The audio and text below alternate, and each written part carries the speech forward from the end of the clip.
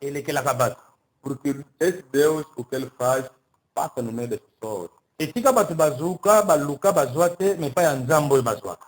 No local por onde as pessoas procuram, mas quando encontram esse Deus, eles acham. Yango nazalaka na fier na nzambo yo mingi. Por isso eu refiro por esse Deus. E maloba oyo koyoka na tonga lelo, E a palavra que ouvirás nesta manhã eza maloba oyo esengeli okabula na baninga. é uma palavra que é preciso você distribuir para os outros. Maloba nzambe eza maloba moko te, moto se azala egoísta bombango mpo na ye moko. A palavra de Deus não é uma palavra para a pessoa ser egoísta, para guardar aquilo em si mesmo. Soki oyoki, Você ouviu? kende mpe kote yango baninga. Evangeliza aos outros. Oyo baza na posa maloba oyo. Os que precisam desta palavra. Amen, hein? Amém. Eloko moko na kosenga na yo, Algo que vou pedir para ti. ntango nyonso kokota na porte église, Cada vez que você entrar na porta da igreja, kangaka telefone na yo, desliga o seu telemóvel po ete etiaka makelele te na kati église. para que não faça barulho dentro da igreja. Moto wana aza na posa kobenga yo, suka kobenga yo kaka. A pessoa que quer se chamar sempre vai te chamar. Ezaka malamu te ntango nzambe azoloba kuna so telefone ezosona. Não é bom quando Deus está a falar, ali também o telemóvel está a tocar. Omona moto aza na kati église abimi aki koyamba te apele na libanda ya église. Vai ver que a pessoa está dentro da igreja, vai sair fora para ir atender o telefone. Wana ezali kozanga respect ya maloba ya nzambe. Aquilo é falta de respeito na palavra de Deus. Bible elobi, A Bíblia diz, soki nzambe alingi koloba, se Deus quer falar, mokili mobimba evanda kimia mpona eyoka ye. todo mundo esteja em calmo ou em silêncio para o ouvir. Yango yekolaka deja, Por isso, aprende já. ntango ozokotaka na église, même avant que ozokota na église, digilga deja telefone. Quando estás a entrar, ou antes de entrar na igreja, desliga o telemóvel. Ou bien soki odigilgar te tiango na mode silencieux, po esone te evibre pe te. Mesmo que você não esteja a desligar, põe aquilo num modo silencioso para não tocar nem vibrar. Parce que ate ezosone koyeba te ke ezosone. Pelo menos está a tocar, você não vai perceber que está tocando. yekola deja eloko wana Aprenda já essa coisa, ekozala malamu. será muito bom. Totelemi mpo totanga maloba na nzambe Levantemos para fazer a leitura da palavra de Deus. na 1 roi No 1 de Reis, chapitre 3 capítulo 3, verset 16 à 21.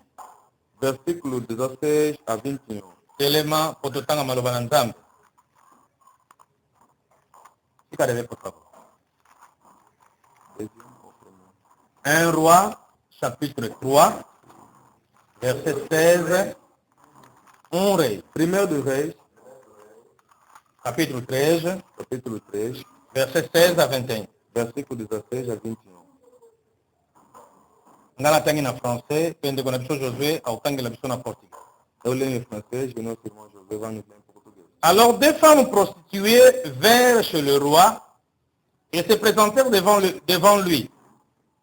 L'une des femmes dit, pardon mon Seigneur, moi et cette femme nous demeurons dans la même maison et je suis accouché près d'elle dans la maison.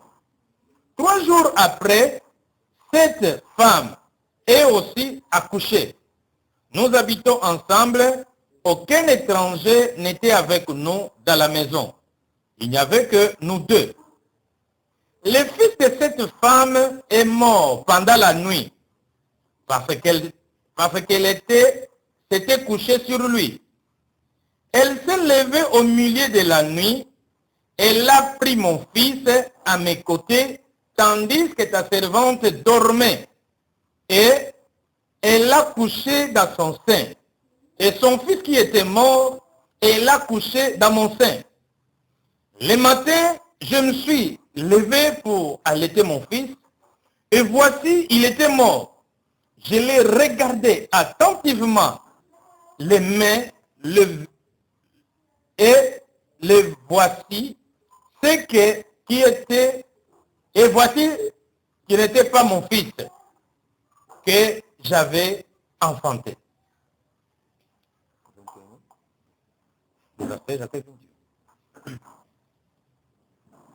Assim diz a palavra do Senhor. Amen. Então vieram duas mulheres prostitutas ao rei e se puseram perante ele.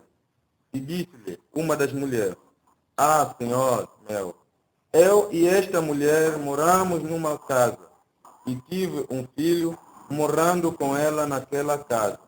E sucedeu que ao terceiro dia, depois do meu parto, também esta mulher teve um filho. estávamos juntas, estranho nenhum estava conosco na casa, senão nós ambas naquela casa.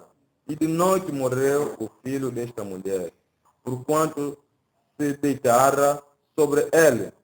Me tirou o meu filho do meu lado, dormindo a tua serva, e o deitou o seu seio. E o seu filho morto deitou no meu seio.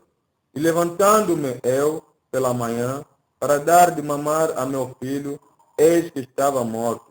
Mas atentando pela manhã para ele, eis que não era o filho que eu havia tido.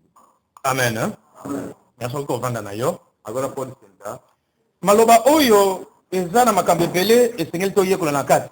Nesta palavra vamos aprender muito que dentro dele está. Salomo oyo azalaki roi na kati ya Israel. Salomão era rei no meio de Israel. Mais azalaki mwana oyo abotamaki na mama mosusu ya libanda. Mas era filho que nasceu numa outra mãe de fora. Mama na como ezalaki Bathsheba. A mãe dela, o nome era Bathsheba. Bathsheba azalaki mwasi oyo azalaki ya Iri, oyo azalaki general ya armée ya Israel. Bathsheba era uma mulher de general dos exércitos de Israel. Mais ezalaki mutu abomisaki ende David mpona azalaki na posa ya mwasi na ye.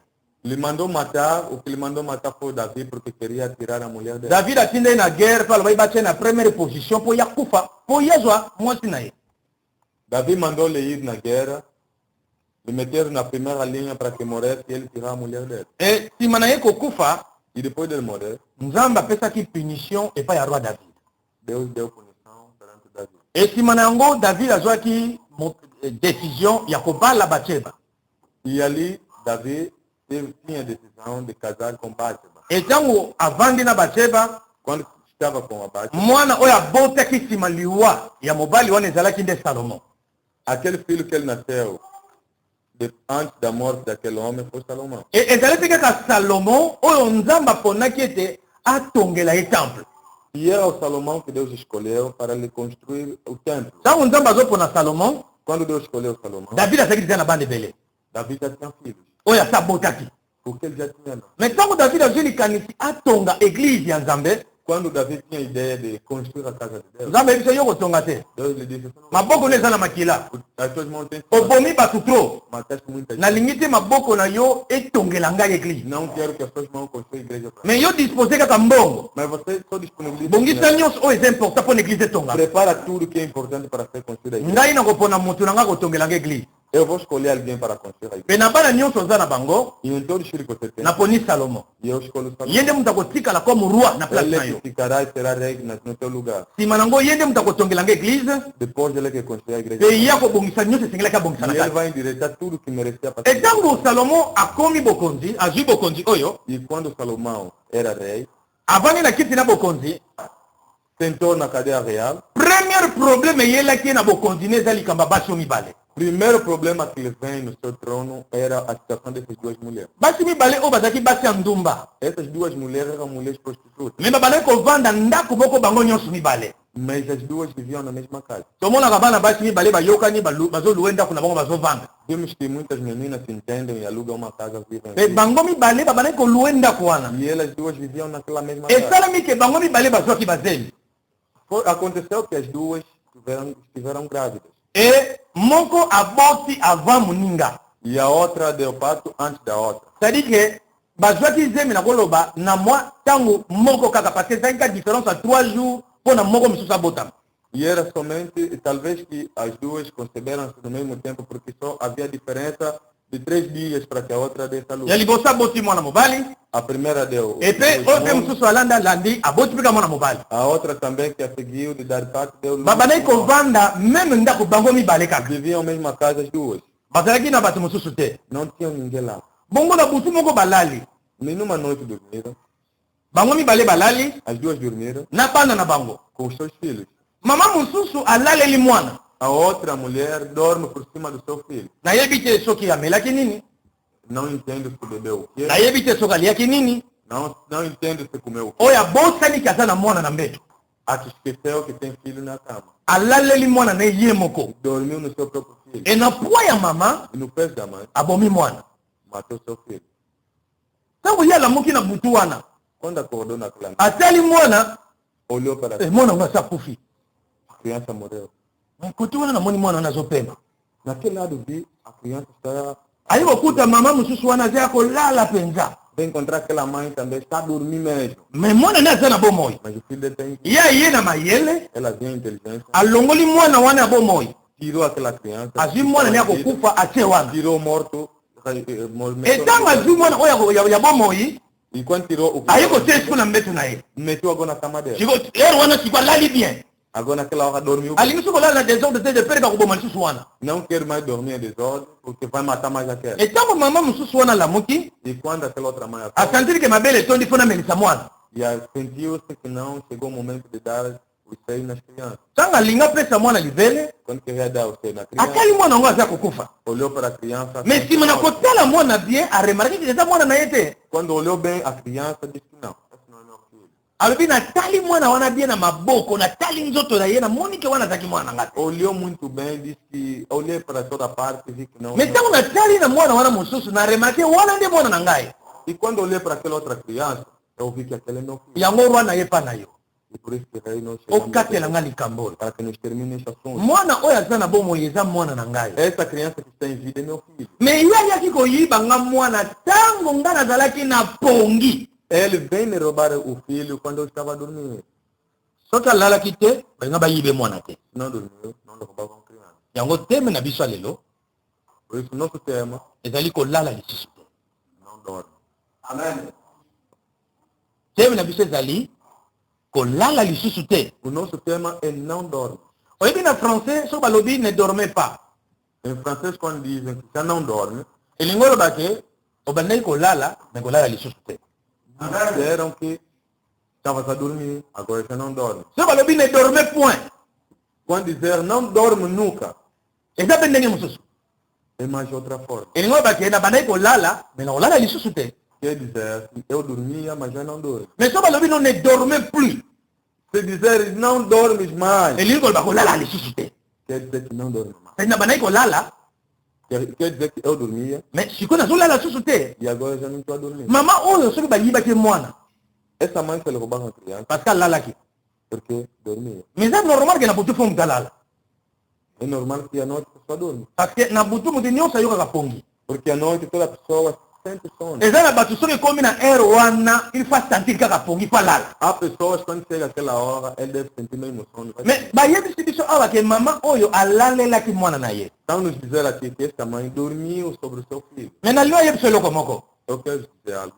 Soso O galo, oyo ya mwasi, a galinha, soki mbula ezobeta, quando a chuva está a bater, akobenga bana ne nyonso, chama todos os seus filhos. bakota na se ya mapapu na ye. Eles entram por baixo das suas asas. Po bango bapola te, Para que não molhe, mais ye nde apola. mas ela vai molhar. Meme ntango avandelaka maki na ye, Mas quando ela senta para os seus ovos, okomona jamais maki ne ekopasuka parce que avandeli yango. nunca verás que os seus ovos arrebentem, mas porque ela senta. C'est-à-dire avandeli yango mpona protéger yango. Porque ela senta aquilo para que a proteja. Avandeli yango mpona ebota susu eloko moko lokola ye moko. Sentou aquilo para que dê o fruto do que é como ela. Mais avandeli yango teke po abomba ngo. Ela não senta para aquilo para matar. Avandeli yango teke po alobaka te bino naza so na posa na bino te. Ele não senta naquilo e dizer que não, você não tem vontade de Mais avandeli yango mpona reproduire eloko moko eza lokola ye. Mas sentou naquilo para reproduzir algo que está dentro dela. Eza ndenge moko na maboko ya Nzambe. É a mesma forma. Eza na bato oyo Nzambe avandeli mpona protéger bango. Há pessoas que Deus sentou para lhes proteger. C'est-à-dire que bato wana baza na se ya maboko ya Nzambe. Quer dizer que aquelas pessoas estão protegidas perante. Bato wana moye basimba bango eza te. Aquelas pessoas ninguém pode lhes Mais eza na bato oyo Nzambe mpe avandeli mpo bakufa. Também há pessoas que Deus sentou para morrer. Donc ye avandeli yo teke mpo aprotéger yo, Mas se eu não senta para te mais proteger, avandeli yo mpona aécraser yo. Ele sentou para te curvar, para te pôr no fim. Nakoki kozwa mwana moke Posso tirar uma criança, na jeune te vandelanga na tolo, posso dizer que senta por mim no meu peito.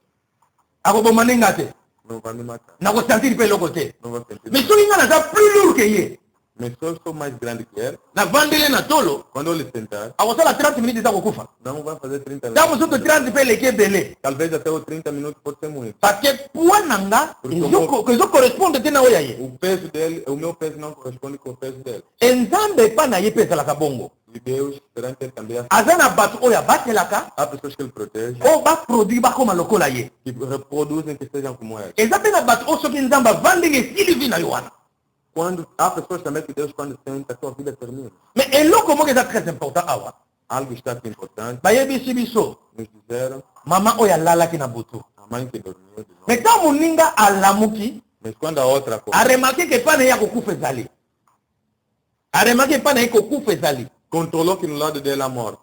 alobi fongola longo na liwa oyo Disse que vou tirar esse morte. nalalaki Dormir. eza na erreur na nga moko yango liwa oyo ekoti É meu erro, por isso que essa morte entrou. nasi mikolo nyonso tozoyekola sur la sentinelle Todos os dias nós estamos a aprender sobre a sentinela. vendredi oyo mpo euti koleka toyekolaki toujours sur la sentinelle A sexta-feira passada também aprendemos sobre a sentinela. sentinelle akoki kolala te A sentinela não dorme, po soki azolala porque se ele dormir, liwa ekokota a morte entrará. e soki liwa ekoti E quando a morte entrar, ye nde moto akoperdre ele é que perderá. soki eza bato ya famille na ye São pessoas da sua família. akoperdre membre moko ya famille Vai perder membros soki familiares. ezali na kote asalaka Se é onde ele trabalha, akoki koperdre mpe mosala na ye vai perder também o seu parce que emprego. bakotuna ye yo sentinelle ozalaki wapi ntango moto abandaki kokota Por isso vale perguntar onde é que você estiveste quando os gatunos... elingi olobaki ye olalaki Quer dizer que você dormia. obi ozalaki te na esika na mosala E porque, ou senão não estiveste no posto de serviço. yango wana inemi akoti mpe asali Por oyo isso que o inimigo entrou e fez isso. kona alingai biso eloko moko O Senhor nos quer nos dizer algo. obandaki kolala Estavas a dormir. me kolala susu te Já não dói. soki olingi bayiba yo te eloko ya valeur oza nango Se não quer que te roubem a coisa importante por ti. mwana oyo mpo na mama oyo ezalaki nyonso mpo na ye Essa criança para essa mãe era tudo que ela queria. abandaki kosala kindumba Ela fazia prostituição. me ntango azwaki zema mwana oyo nandimi ntango nakokontinue kaka Mas kindumba quando se engravidou desta criança, ela não continuou mais na prostituição. alobaki mpo natika kindumba Ela disse que vou de deixar. faire que zemi oyo ebima mpe na perdre mwana oyo Melhor que esta gravidez não saia para que eu ganhe essa criança. te atikaki misala nyonso E deixou aqui tudo. aboti mwana Deu luz um filho. za nyonso wana bandaki kosala kindumba atikaki kindumba Tudo aquilo quando ela fazia, deixou. eloko oyo azwaki E o que ela recebeu? echangeaki vi na ye Fez-lhe mudar de vida. echangeaki manière na kovivre Fez-lhe mudar a forma de... abandaki susu koloba te ndenge abandaki koloba Não falava mais como ela falava. abandaki susu koraisonne te na manière abati ya ndumba Não pensava mais com forma que as prostitutas... po mwasi ya ndumba soki alamuki na ntongo Porque as prostitutas, quando acordam de manhã, aza na eloko mosala kosala te não tem algo a fazer. ezalaki kabongisa nzoto na ye Ela só vai se alali embebedar, pongi dormiu. po ayebi ke na mpoka mpo nakende mosala Porque sabe que eu, de tarde, devo, de noite... devo ir e soki trabalhar. akei na mosalani na butu E quando vai fazer... na ntongo ntango akozonga de manhã, quando voltar, aza na motu te akokipe não há ninguém que ele vai... ezalaka ye moko É ela mesma. me ntango mama oyo azwaki zemi Mas quando essa mãe se engravida, azwi mwana na maboko na ye recebeu um varão nas suas mãos, abosanaki nzela ya balabala esqueceu a via de andar, abosanaki nzela ya kala esqueceu aquela via antiga. ayebi mpe te soki mpe ayebaki mobali oyo asiaki ezemi oyo Ela até não conheceu, talvez, quem que foi o pai daquela criança, parce que azalaki mwasi ya ndumba porque era uma mulher prostituta. mwasi ya ndumba azalaka na mobali moko te A mulher prostituta não tem só um homem. nayebi te soki ayebaki mobali mpe oyo azalaki tata ya mwana oyo Não conhece, talvez também não conheceu quem era o pai dessa criança. abiloko nayebi mpe tata te Mas como talvez não conheça também o pai, nga moko tata nga moko mama eu mesmo o pai, também sou... nga moko na kozala tata leki nga moko na kozala nyonso Eu também serei o tio e tudo. parce que nayebi te mwana oyo nakopesi tata ya nani E essa criança vou dando quem? parce que nazalaki na mibali ebele Porque eu tive muitos. mobali nango ndima mwana oyo ye oyo ye ayebi te O homem que aceitará essa criança, eu não conheço. e ayebi nga mpe ke nazalaka na via kindumba Ele conhece que eu ando nessa via. Fica aqui com a banda. navanda sikoyo Agora vou sentar nabokola mwana oyo e fazer e criar essa criança. ye nde azali trésor ya vi na nga nyonso Ele é o único tesouro para a minha vida. ntango akokola Quando crescer, ntango mosusu ye moto akobongisa vi na ngai talvez é que endireitará a minha vida. elokola mwana oyo abotami Como essa criança já nasceu, natiki nzela ya balabala já deixei essa via. nakokipe na mwana oyo Eu vou acompanhar o meu filho. mpo ete mwana oyo akola malamu Para que essa criança- lobi azala avenir na ngai Cresce e amanhã seja o meu caminho. e mama oyo abandaki kobatela mwana oyo E aquela mãe protegia esse filho. mama oyo eza eglize Esta mãe é a igreja. poko mwana oyo ezali yo moto ovandi wana O filho é você que está aqui sentado. ngai nakoki koya te epai na yo mpo naboma yo Eu não virei perante ti para que... Na oui kozala pasteur mabe te ke na protéger yo te mais na bomande eloko eza kati na yo. Eu não virei para não te proteger e matar o que está dentro. Mais sengeli na batela yo parce que ozali eloko oyo koproduire susu lobi. Eu sei que devo te proteger para reproduzir amanhã. Et mpo na yeba yo bien, E para que eu te reconheça? esengeli ngai nalala te. É preciso que eu não durma. Yo mpe soki oza na eloko moko ya nzambe, E você também, se tem algo de Deus, oza na bana na ndako, tens crianças em casa, oza responsable ya bafamille, és responsável da família, esengeli olala te. é preciso não dormir. Oyebi soki boza na mnoko Você sabe se tens um tio, oyo alobaka te soki eza problème, o que não fala se há problema, famille wana bana kosila baproblème te. aquela família não acabará problema. Parce que bakozanga moto akolobela bango. Porque vai faltar quem vai falar. E na famille wana bato oyo baza na misala babe babanda kosakanela yango ndenge balingi. E aquelas pessoas que fazem trabalho como eles quiserem, vão Mais começar a soki brincar daquilo. noko na bino aza incapable ya koloba mpo na yo, Mas se teu tio é incapaz de falar por ti, awa na église oyo eza na tata moko aza capable mpo naloba mpo na yo.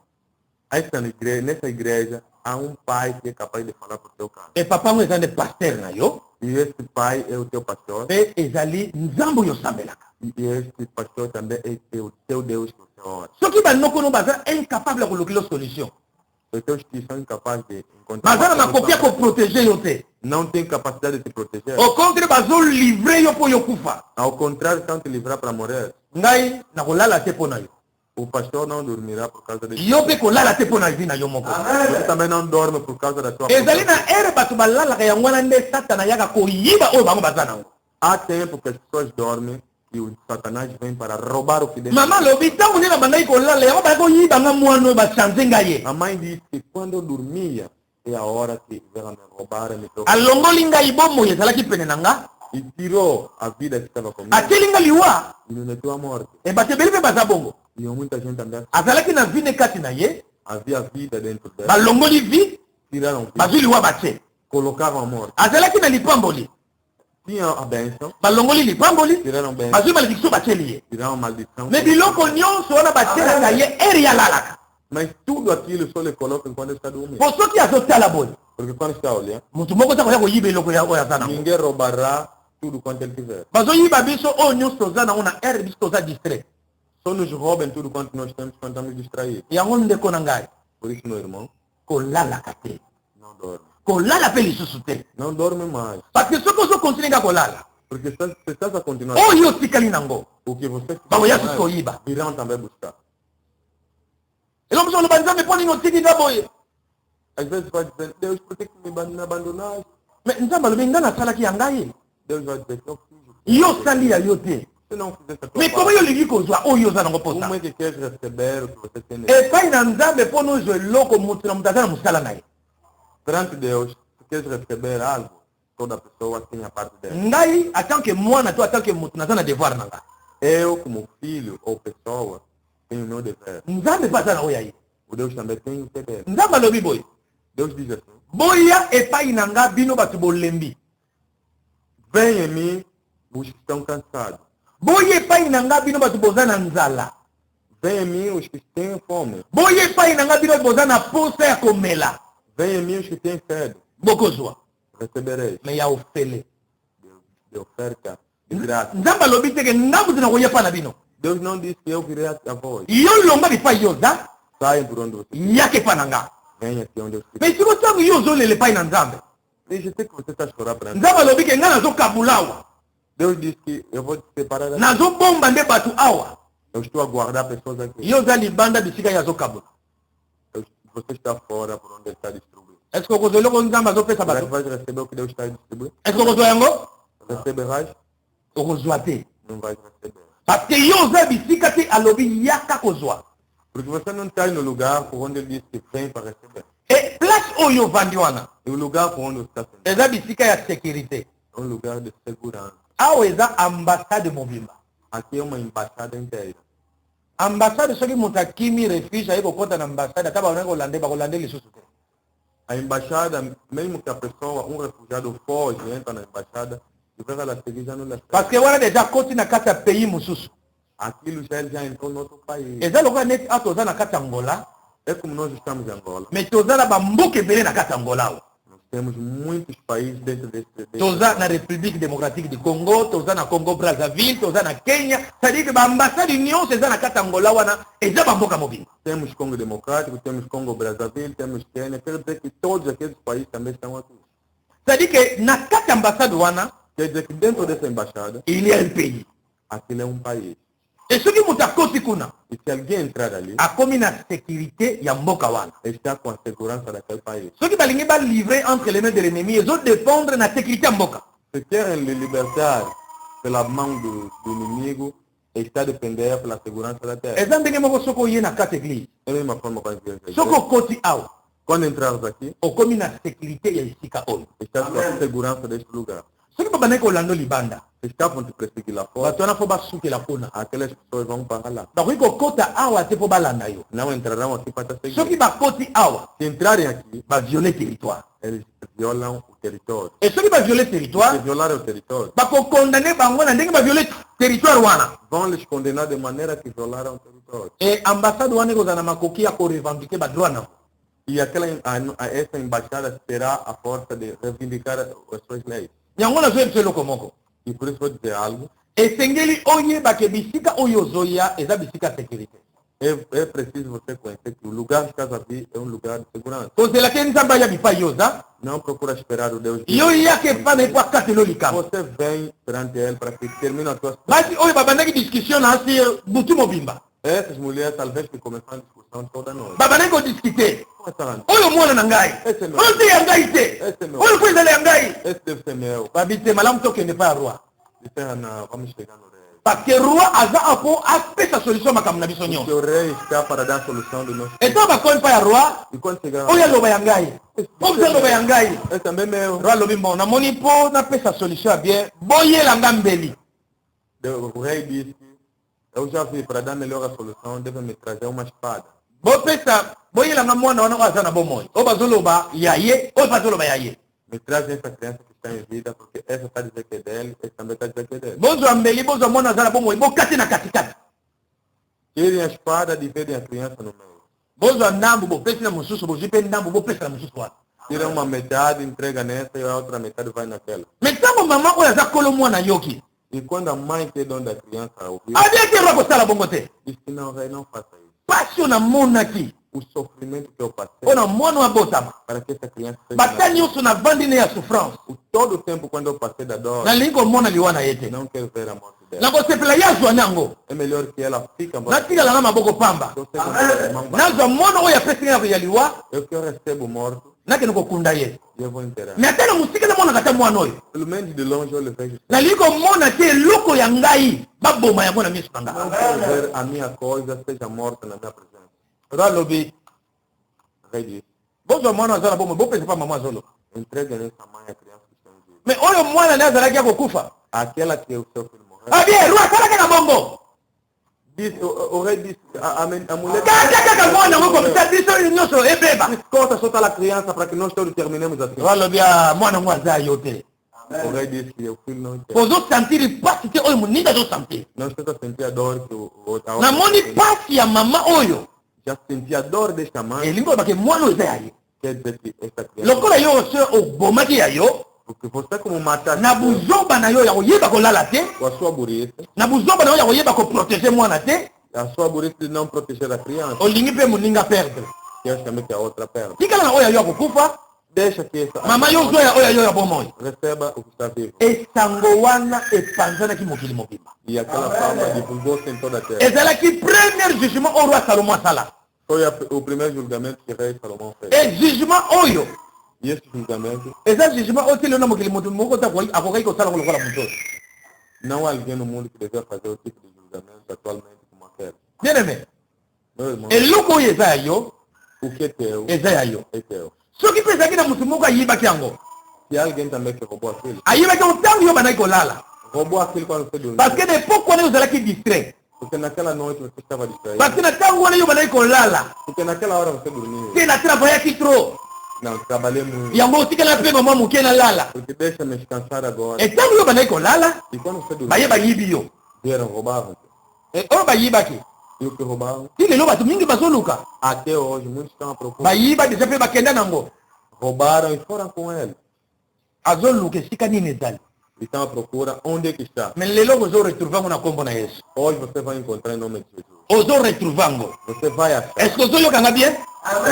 Lelo ozoretrouve eloko wana bayibaki yo. Você vai encontrar o que te roubaram. eloko wana bayibaki yo. E o que te roubaram, bazozongisa yango lelo. vão devolver hoje. bakozongisa yango. Vão me devolver. ntango bakozongisa E quando vão devolver? kolala susu te. Não dorma mais. soko bandaki kolala Se você dormia, tika kolala. não dorme mais. kozala su te na bizali ya kolala yo te na lembi.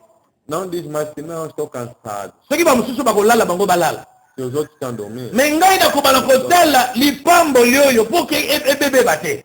E eu olharei nessa bênção para que não se suje. ngai naza na mwana na hopital.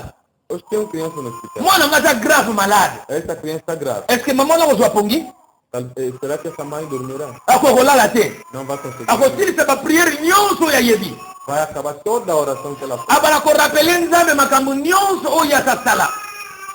Vai falar para Deus, vai recordar o Senhor tudo quanto de bem ela fez. mpo nzambe asala quelque chose mpo na mwana na Para que ye. Deus faça qualquer coisa por seu filho. bien aimé Meu filho, mpo na likambo na yo pelo seu problema, kolala susu te. não dorme. soki bayibaki Se roubaram, lelo tokende koretrouve yango epai ezali nós vamos achar por onde eu colocar. tokobotola Vamos tirar mpe tokozongisa. e vamos devolver. me ntango tokozongisa Mas quando vamos devolver? soki yo olali lisusu Se você dormir novamente, bakoyiba ngo. vão roubar. alors wana kopia foti mpa nzambe te. E aquilo você não vai dar po culpa. badimi balobaka nzambe otiki ngai. Muita gente dirão que não. mpo na nini omonaki yo omonaki satana bayi kokota nzambe otikaki mpo na nini. Por que Deus deixou Satanás já entrar e deixaste entrar? nzambe akoyebisa yo Deus te dirá, ngai nasalaki oyo ya ngai. eu fiz o que mereceu. me ntango yo bayebisaki okolala te yo olalaki. Mas quando você te disser não dormir, yango amoni eloko wana ezobota epai yo ozali. por isso você viste aquela coisa está produzindo. ndeko moko batikaki ye akengelelanga. Alguém que deixara para proteger ou guardar a vigília da fazenda. ntango azobatela elanga wana Quando fazia a vigilância da fazenda, alobi aa nalembi mwa moke tika nalala. disse, não, estou um pouco cansado, deixa dormir. me ntango alali Quando dormia, alamuki acordou. amona na ntongo biloko mosusu ezobota pene ya biloko oyo balonaki me oyo balonaki te. Quando acordou, viu que algo estava a crescer no lugar por onde reproduzia os frutos. Que abi não me devia ter. ntango na bandaki kotala eloko ezalaki te. Disse que quando eu olhava, isso não havia. me eloko oyo eye ndenge nini. Isso aqui já vinha como? bayebisi ye eye ntango bandaki kolala. Me disseram, vem quando você dormia. babia me tikala longola yango. Disse, então deixa eu tirar. babi te tika ndosimba lekola. Disse, não, deixa. Deixa os dois crescer juntos. etango ekokola E quando crescer, okoyeba kolongola ya malamu na ya mabe. quando crescer, você vai notar qual é que é bom, qual é que é mau. yango ndeko na ngai eza malamu te ya kolalaka pongi ntango nyonso. Pois, meu irmão, não é bom dormir qualquer hora. eza na ntango ya kolala Tem hora de na dormir, eza mpe na ntango ya kolala te. tem a hora que não dá para dormir. me nzambe ayebisi yo heure oyo eza heure te esengeli olalaka. Deus diz que esta hora não é hora para você dormir.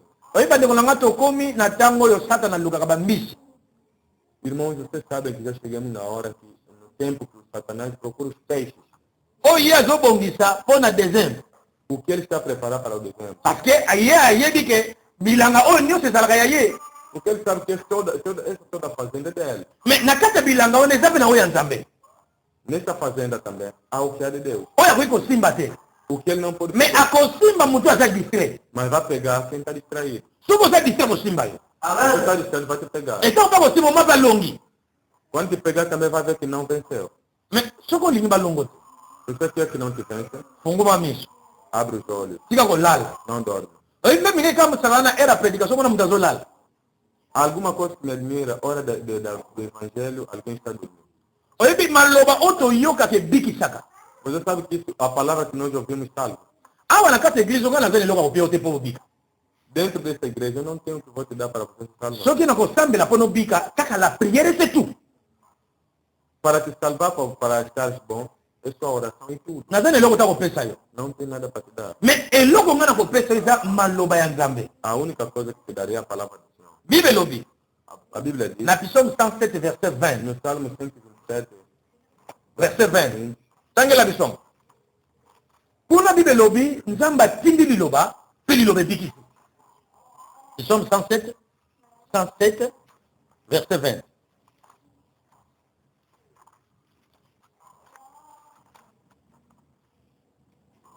okoki kotangela biso.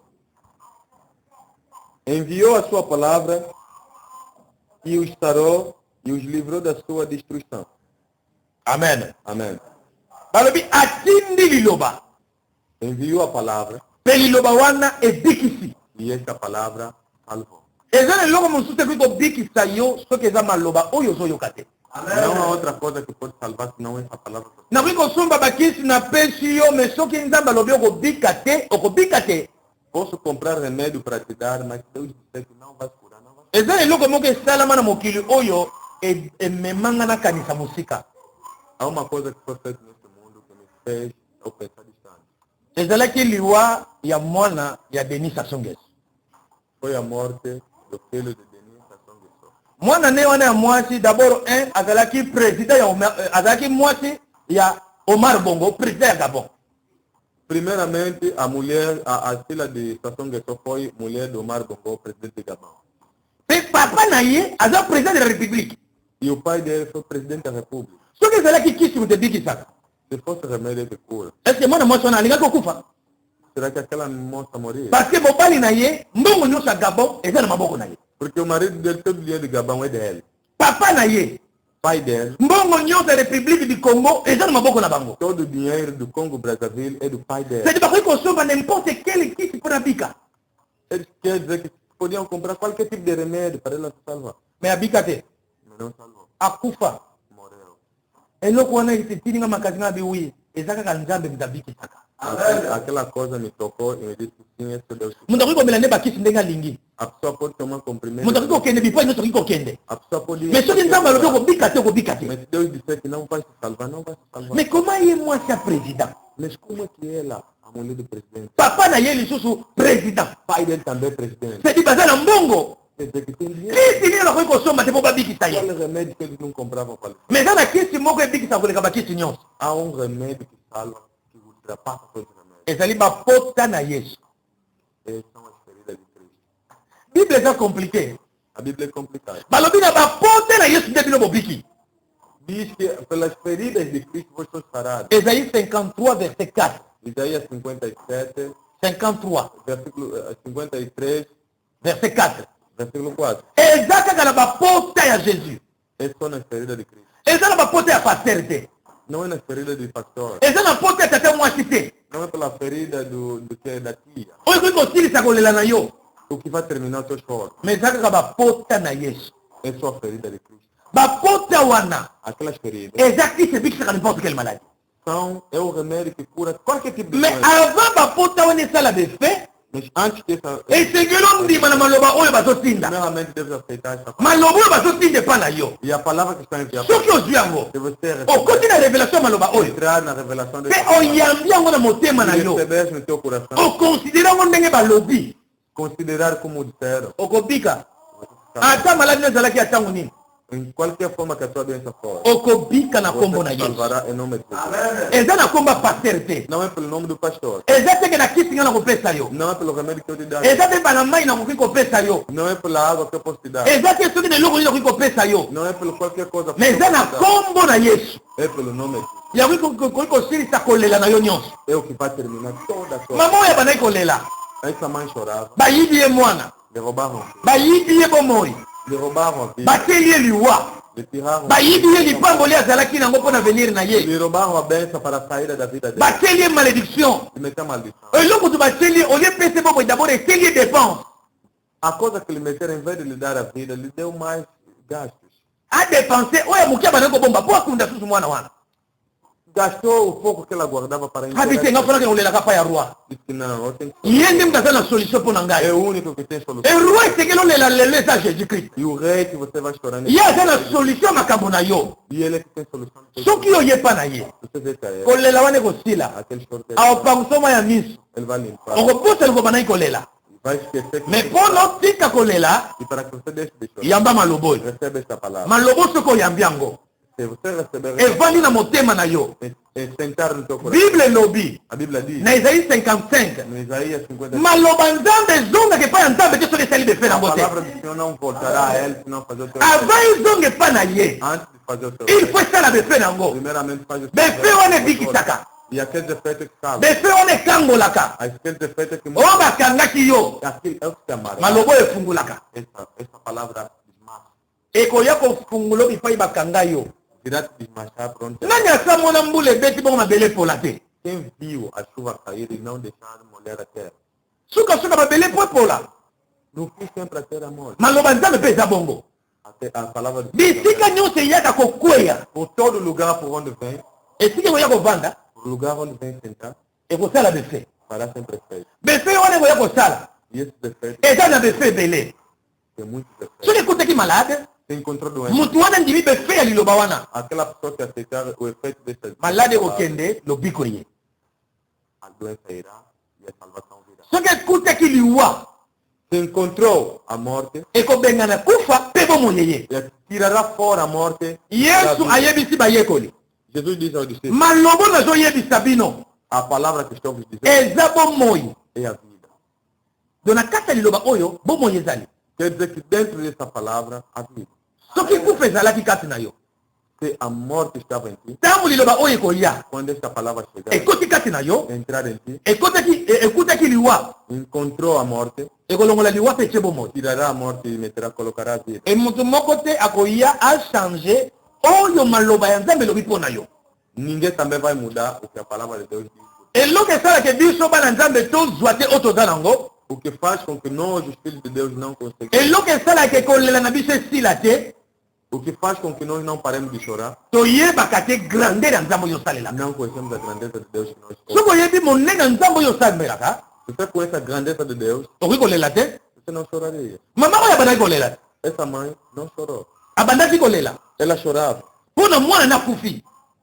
Chorava porque seu filho morreu. Me mwana na ya realite akufaki te, Mas seu real filho não morreu. bayibi nde oyo aye, Lhe roubaram seu filho. bapesi nde oyo ekufa. Entregaram morto. Abi te nakoki kokontinue kolela boye te. Disse, não, eu não vou continuar a chorar. Po so nakontinue kolela suka mwana ya liwa akotikala kaka epa na ngai. Porque se eu continuar a chorar, esse filho morto, Il faut nakende pa moto aza na basolution. irei para quem tem solução. Yakatelanga likambo oyo. Para que me termine essa situação. Oyebi ndeko na ngai soki otiki kolala, Meu irmão, se você deixar de dormir, soki makanisi na yo ezolala lisusu te. se o teu pensamento já não dorme, Parce que bato ebele satana eloko liboso ya alalisi yo makanisi.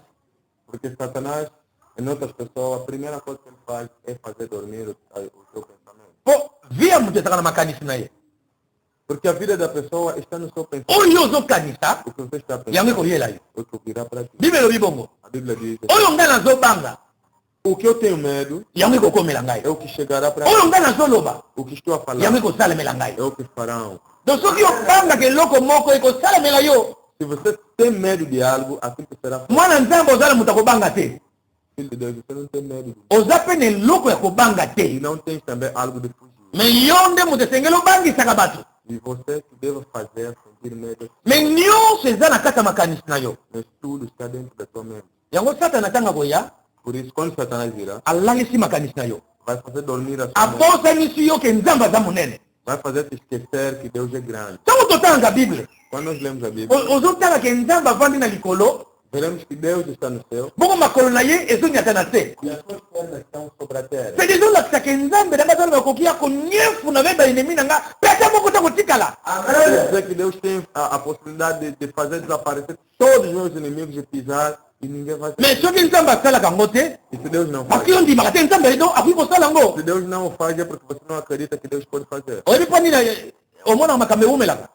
Você sabe por que que esses problemas sempre Soki ondimi Se você acredita. omoni ke probleme onge eza kaka, Você vê que tal problema sempre existe. olobi namoni ya esili te, Vai dizer que não, vi que não terminou. eza kaka. Assim.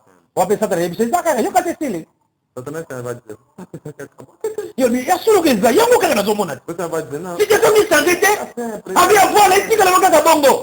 Satanás disse também, então tá bom, fica mesmo assim. Etango yo na makalisi eza kaka ezosimba te, E quando o teu pensamento está sempre que não está a pegar, epe vi etikali bongo. e também a vida ficará assim. apres kolobaka o nzambe azosala te, Depois vai dizer que não, Deus não está trabalhando. o nzambe bato azosala, Deus está trabalhando. me eza nde makanisi na yo É o teu pensamento. elali. Dormiu. Mama oyo ntango ayebi ke nga so na bino avanda kaka nalelaka, Esta mãe sabia que quando eu ficava aqui só chorando, na makanisi ayebi ke naza na roi no pensamento ela sabia que tem um rei.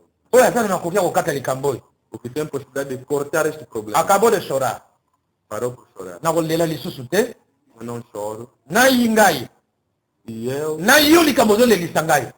E você é o problema que está me fazendo. tokende pa ya nzambe Vamos perante tokende pa ya roi Vamos perante o Rei. yaka te likambo oyo Ele vai terminar o problema. e mutu moko te ayaka na présence ya nzambe azonga ndenge azali E ninguém virá na presença de Deus e voltar de maneira que ele está. amoke yo moko olingi ozonga bongo A não ser que você próprio quer que volte. nga ntango nyonso nayaka na présence ya nzambe nazongaka te ndenge nayelaki Eu, cada vez que venho na presença do Senhor, não volto de maneira que eu venho. jamais Nunca. comment moto akoti na mai bongo achange ta te Como é que a pessoa que entra na água não muda de forma? ata bilamba epoli te Mesmo que a roupa não muda. aza kaka intacte Está sempre assim. nada Certo. eza impossible É impossível. elingi oloba peut-être yo olataki bilamba oyo ekosala ke elamba na yo oyo aka te epola te Talvez que você usaste uma roupa que faz com que a tua roupa de dentro não... mais soki oye pa ya nzambe oyo Mas se você vir nesse Deus, akochange situation na yo vai mudar a tua... bipai nyonso oyo ebandaki kolela Em todo lugar por onde você chorava. nzambe etalanga problème na ngai Oh, Senhor, olha para os meus problemas. nasali boye me ezosimba Já te fiz assim, não está pegando. naye nde pa na yo Vim aqui, ngai lokola naye pa na yo como eu vim aqui, naye kotikili yo nyonso vim te deixar tudo. me ndenge natikili yo Mas como eu já vim te deixar, kobanda lelo a partir de ngai hoje, nakokipango susu te não vou ligar. namoni echange te ngai talinga te Eu vejo se ver mudança ou não me me ngai nayebi kaka eloko moko si nazwi oyo ngai naza nango posa Eu só sei que já recebi o que eu necessito. bato wana nde bazwaka Aquelas pessoas que me recebem. bato bazalaka basengi bongo babandi kodute Mas aquelas pessoas que pedem depois começam a duvidar, bazwaka te nunca recebem. bazwaka te eloko moko te pa nzambe Não recebem alguma coisa perante o Senhor. po bible elobi yango na jacques A Bíblia diz na livre ya jacques tiago em Tiago, chapitre 1 capítulo 1, verset 5 à 7 versículos 5 a 7. soki moto azangi eloko Se alguém tem falta de alguma aza na coisa, eloko moko azolela na vi na ye tem algo que ele está chorando na vida dele, oyo ezangi o que ele tem falta, asenga nga nzambe que ele me pede.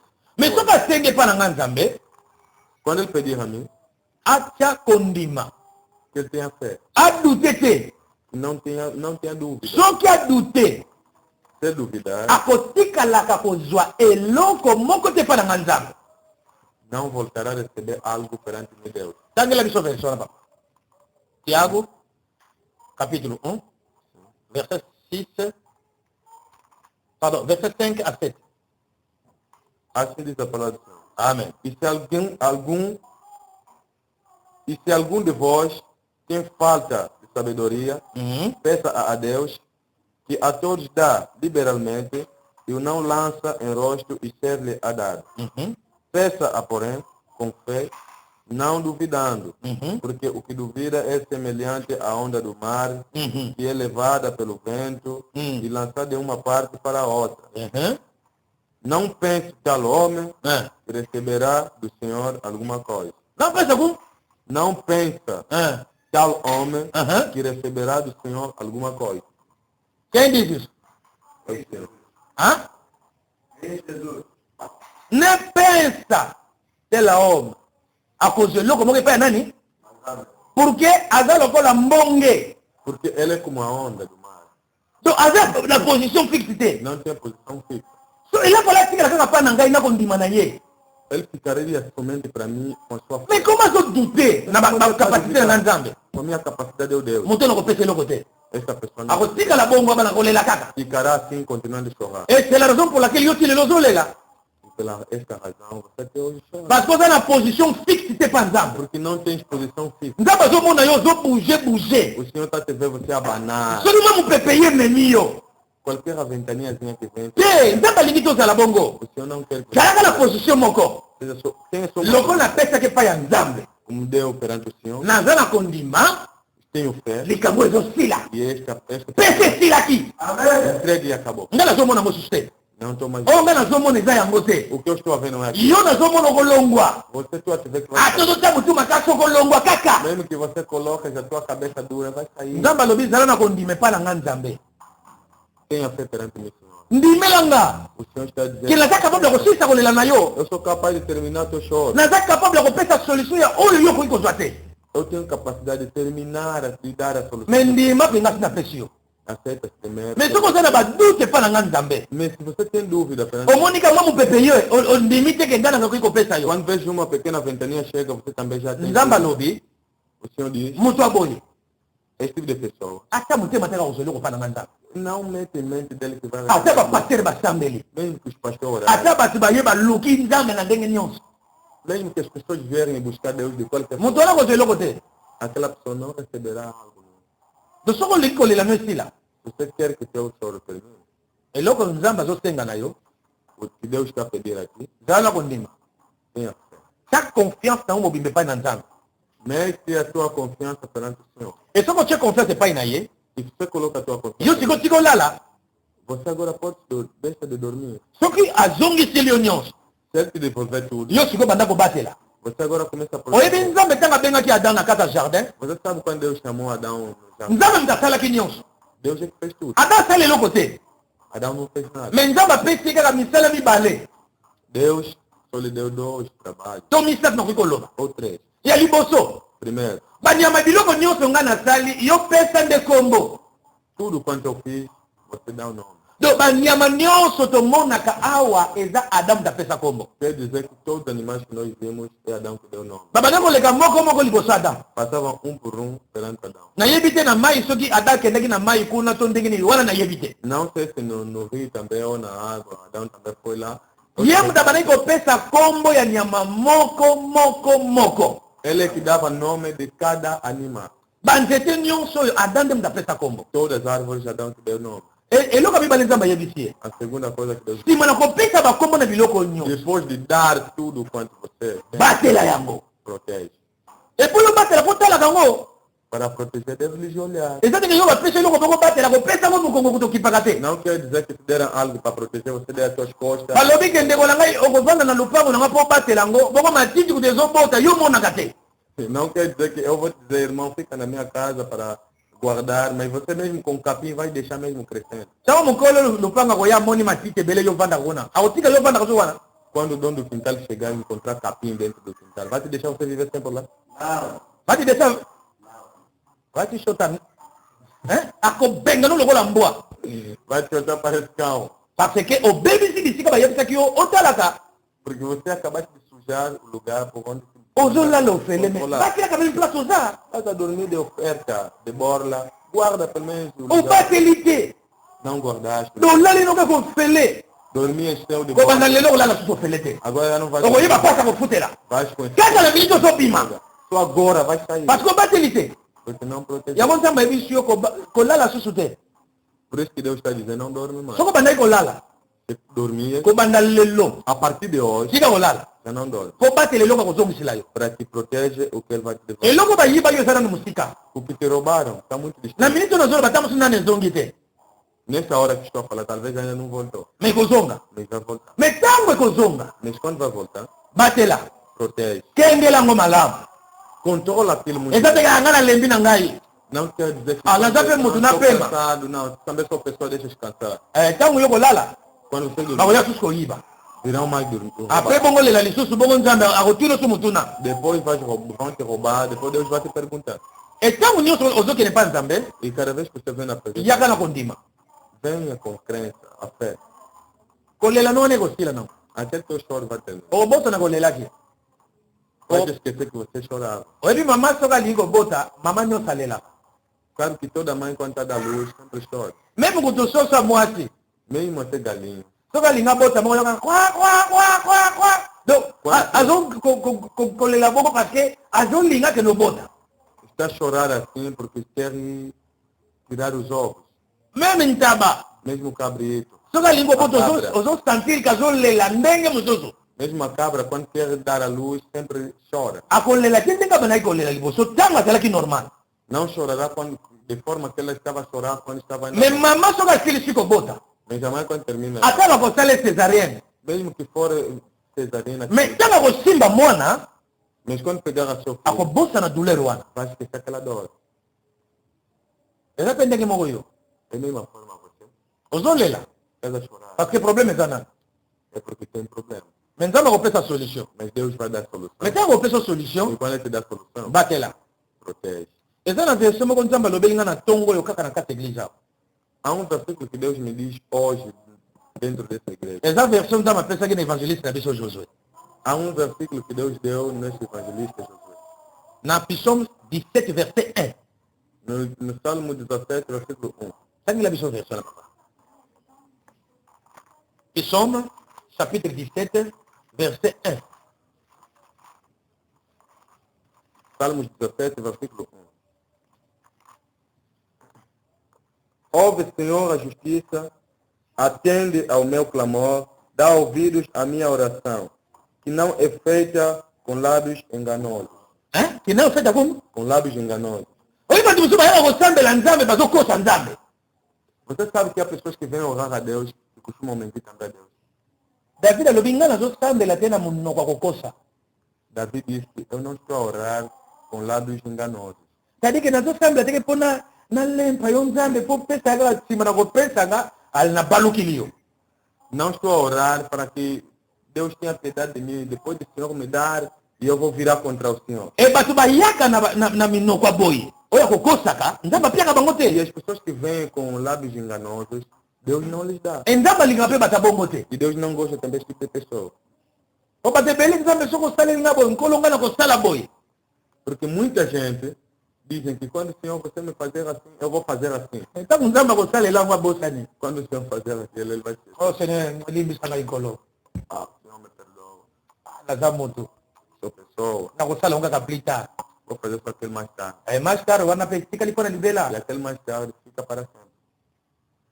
Nzambe alingaka te soki ozoya epai na ye oyaka na monoko ya kokosa.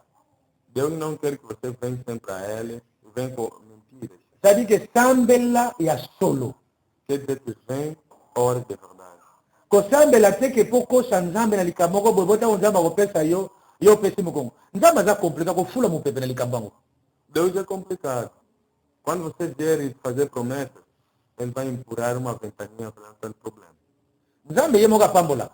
Deus é mesmo que abençoa. Mais ye moko mpe moto abotolaka. Ele também te tira. Soki abotoli Se Ele tirar, okolela koleka ndenge mokolo oyo ozwaki lipamboli.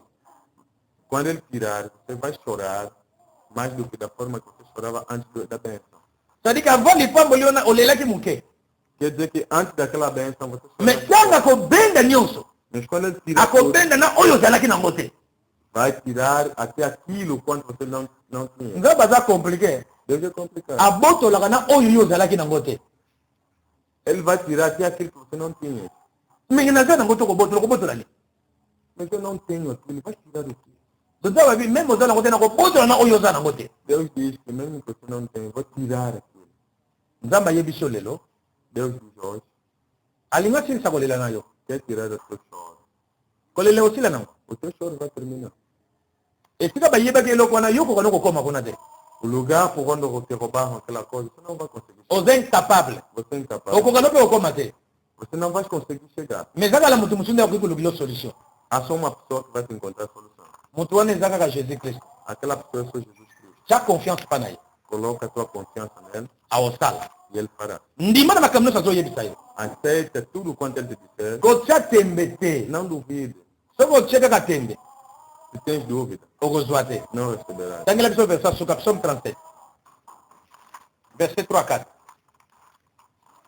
Psaume 37, verset 3 à 4.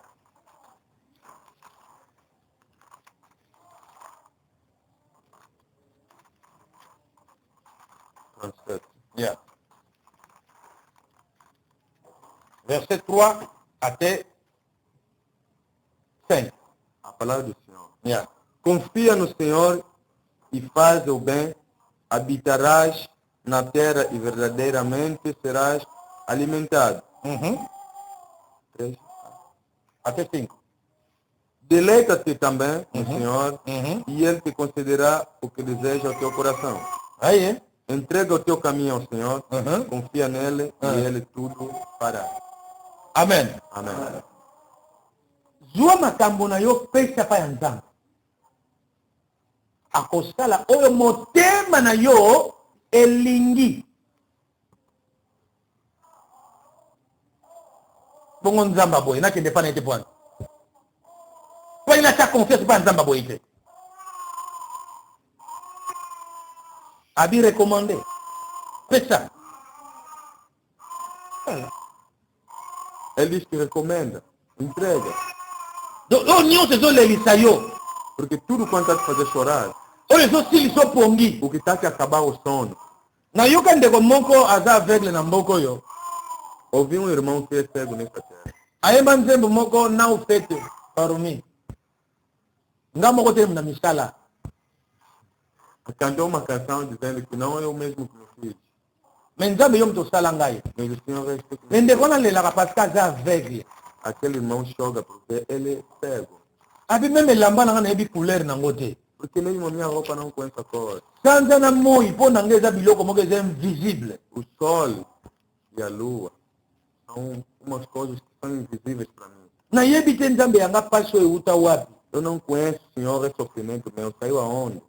Lisumu nini nga nasala nzambe oyo okoki kolimbisa te. Qual é o pecado que eu fiz que o Senhor não vai perdoar? Mpo nga natikalaka na vie oyo ya kozala aveugle toute ma vie. Para que eu fico nessa vida de continuar a ser cego toda a minha vida? Moko nayoka ndeko Sokoro azoyemba nzembo oyo esalanga mawa. No dia que eu ouvi o irmão Socorro a cantar essa canção, me deu uma grande dor. Nabi nga naza na miso nazomona tika nakumisaka nzambe. Eu disse, não, eu que tenho olhos que estou a ver, deixa eu louvar ao Senhor. Mais ntango so ndeko Sokoro aleki nga na mbongo. Há certos momentos que posso ver que o irmão Socorro tem mais dinheiro que eu. Mais azolela. Mas está a chorar, Wani nazomona te. porque não está a ver. Marika azorekomande makambo nepa nzambe nzambe salanga te namona. Está a chorar ao Senhor.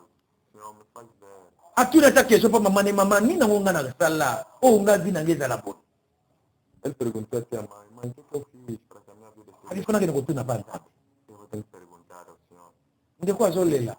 Essa pessoa está a chorar. Arekomande mpe makambo nyonso pa nzambe. E recomendou tudo perante o Mpe Senhor. nzambe nazomonaka clair te. Senhor, não estou a ver bem.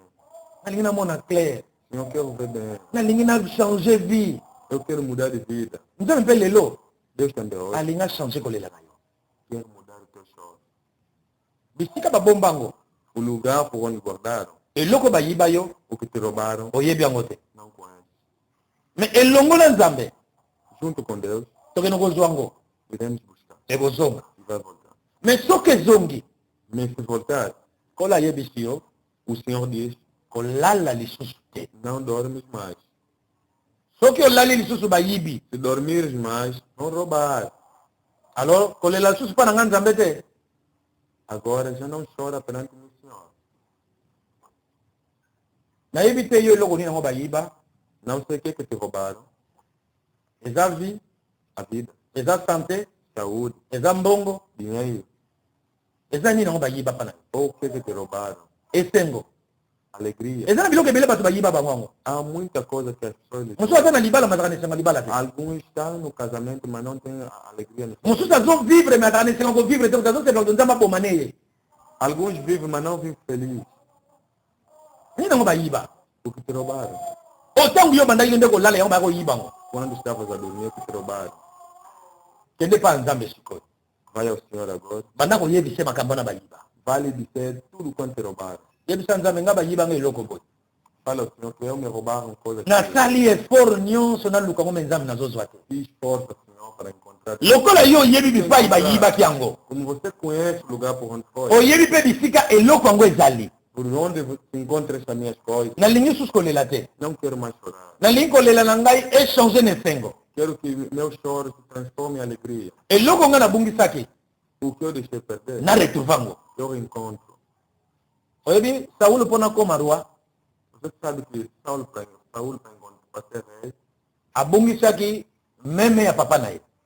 deixou perder a ovelha do pai dele. Me ntango azokende koluka meme wana Quando foi à procura dessas ovelhas, ezali na nzela ya koluka akekutana ya kokoma bokonzi ya roi kokoma roi ya Israel.